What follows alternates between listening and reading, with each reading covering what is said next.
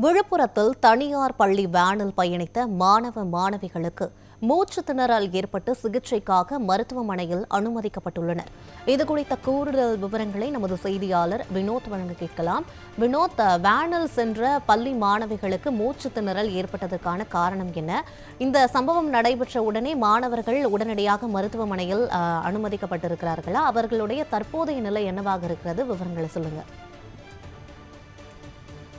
வணக்கம். விழுப்புரம் மாவட்டம் காலை அருகே பெரும்பாக்கம் பகுதியில் தனியார் பள்ளி இயங்கி வருகிறது.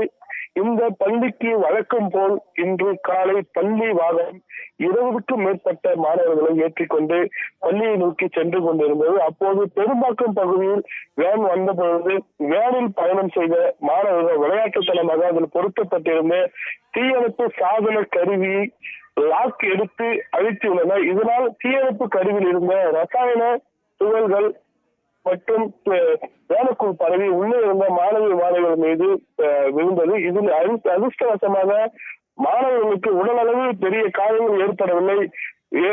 மேலும் வேனில் இருந்த மாணவர்கள் பயத்தில் கூச்சலுடன் அப்போது அதனை பார்த்த வழியில் சென்ற வாகன ஓட்டிகள் மற்றும் அப்பகுதி பொதுமக்கள் உதவியாக வேனில் இருந்த மாணவர்களை பாதுகாப்பாக வெளியிட்டனர்.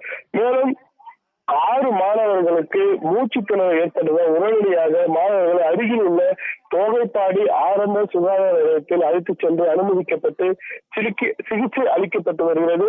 தற்போது சிகிச்சைக்கு அனுமதிக்கப்பட்ட அனைத்து மாணவர்களும் நலமுடன் இருப்பதாக தெரிவித்து வருகிறது. இச்சம்பவம் அப்பகுதியில் பெரும் பரபரப்பை ஏற்படுத்தி வருகிறது.